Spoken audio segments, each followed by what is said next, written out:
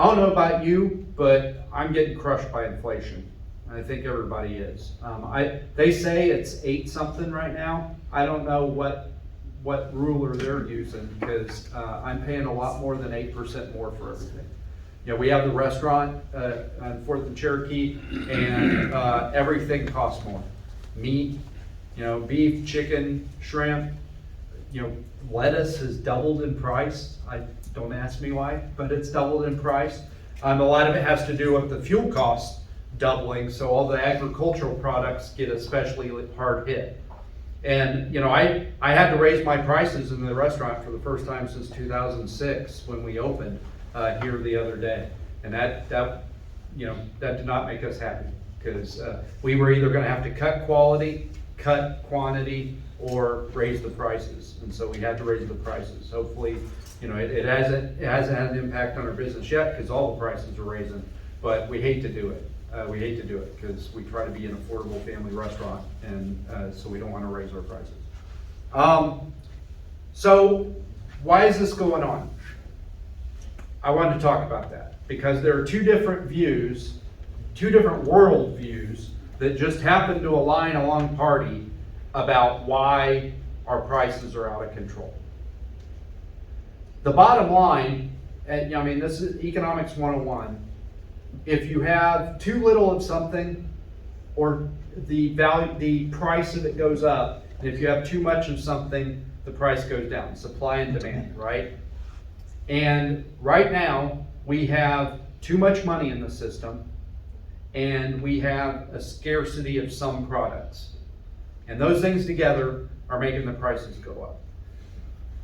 That's really where agreement ends. And honestly, if you watch mainstream media right now, you hear them say only that there's a scarcity, supply chain, right? That's a supply chain. It's like there's somebody, you know, someplace in the dark table, a big supply chain, and you know, tugging on it real hard, and that's why the prices are going up.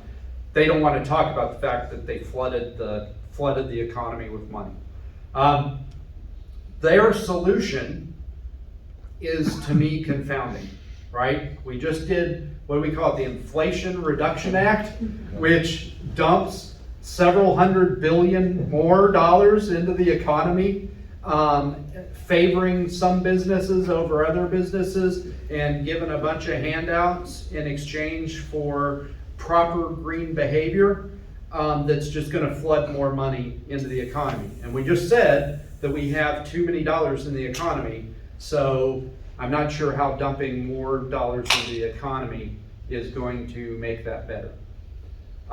We also, you know, on the other side of the aisle, they are doing a lot of things that exacerbate the supply chain issues, that they call them supply chain issues. They're really a scarcity of resources because we're not producing enough here. And what it comes down to is that we do not have the same number of people working in the economy now that we had working in the economy before COVID.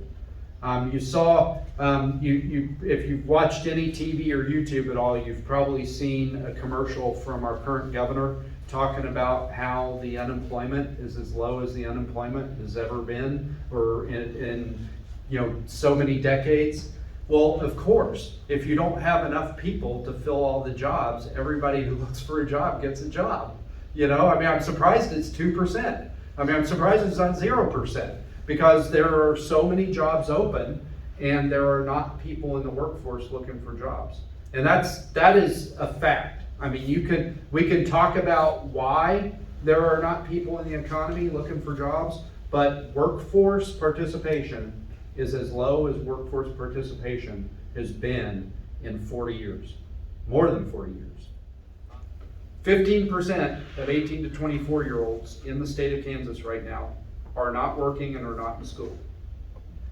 And that's when you're supposed to be starting your life. That's when you're supposed to be growing your future. That's, you know, when you're supposed to be on a path to lifelong prosperity. And if you're not doing it, if you're not starting that journey in 18 to 24, you know, you're starting late if you're ever going to start. You know, there's an inertia that sets in. When you start to form your patterns for your adult life and it doesn't involve you getting up and going to work every day and growing your future, growing a family, buying a house, doing all those things that we do as we build wealth and build our futures and build our families, that's devastating. And that's not just a right now problem. That's a problem that's gonna plague Kansas for the next 20, 30, 40, 50 years if we don't do something about it right now. So what should we be doing about it? That's a great question. I'm glad you asked. Well, first of all, as I said, we tried to stop her from doing the enhanced employment benefits, and we didn't get anywhere on that. But what we have done is we've tied requirements to those food stamp benefits, right? Because the governor during COVID wanted to do completely away with the work requirements. You have to be looking for a job or get a job or have a job in order to qualify for food stamps, unless you're disabled, or there are situations where the state acknowledges that, hey, you can't work, and we take care of those folks as we rightfully should. But if you're an able-bodied adult with no dependents, or with dependents that are of a certain age, you have to go be looking for work or get work. We passed a law that got vetoed, that we overrode the veto on. If a person is able-bodied, has no dependents, and is on food stamps, and is not working 30 hours a week, they have to do job training. They have to get some kind of skill. They're not gonna sit at home. They're not gonna work in the cash economy doing things that are pseudo-legal or illegal, which is a lot of what people do to make ends meet, in my neighborhood at least. But we are going to require that folks get job training so that they are qualified for that more high-paying job. And job training, they do it through the Workforce Center, but they do it through community colleges. They do it in partnership with a lot of different schools.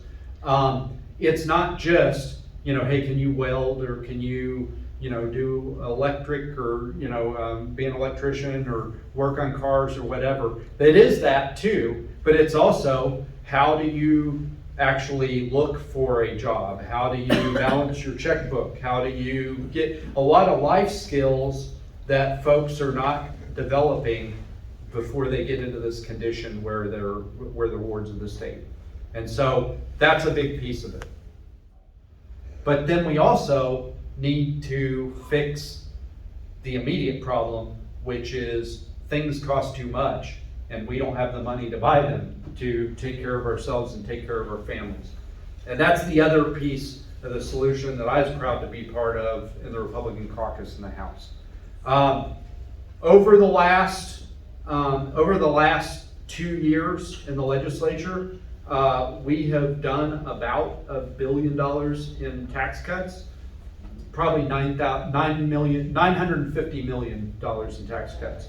$500 million of it was various forms of tax relief, everything from just cutting the rates to targeted tax relief for certain folks that we're trying to incentivize the things that we need to do to grow our economy.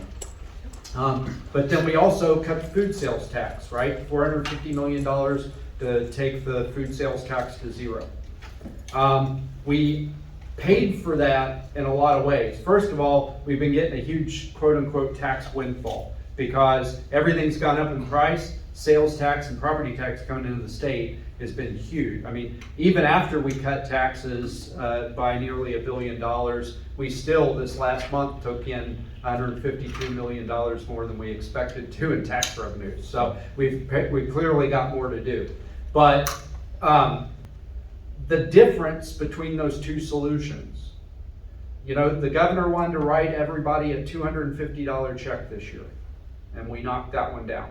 I'd love to give away free money. The problem is that when you give money away and you don't get anything of value for it, the money is worth less. They call it inflation. So the worst thing to do is to pour more gas in the fire. So instead, we are going to let you keep more of the money that you get in pay for the value that you provide to the economy so that you can afford to pay these higher prices for stuff while we're bringing the value down. and not making the money supply problem worse by dumping more money into the economy without getting anything of value. There's a lot more work to do. I think that this, we just talked about property taxes. I think property taxes is a piece of it, right? Because that's more money that you're giving to the government instead of keeping in your pocket, from your salary, so that you can afford to pay these prices for the stuff that the stuff that now costs 9% more than it did last year. But if you send me back, I think that there are two things that we've got to do in this next year. Whether God forbid we have another 4 years of Governor Kelly, or if we've got a Governor Schmidt as our governor. First of all, it should not bankrupt you being retired in this state. Governor or Attorney General Schmidt, who's running for governor, has already talked about removing the tax burden from retirees. I think that that's a huge component of helping our long-term economy, because the more people we have in Kansas spending money in Kansas, the more that our economy grows, right? Right now we tax retirements, unless it's a state retirement from Kansas or it's a military retirement, it's getting taxed in the state of Kansas. Right now we tax your Social Security, which to me is just obscene, frankly, but we tax your Social Security. And every year, because we can't fix the property valuation problems, your property taxes continue to go up, even after you've paid out your house. So your house payment essentially goes up, even though you've got your house paid off every year. And so if you send me back, that's what I'm going to be fighting to do, is reduce the cost to retire here in the state, because it doesn't just help the retirees, it helps all of us, because it keeps more money in our state, it keeps more people in our state, and grows the Kansas economy.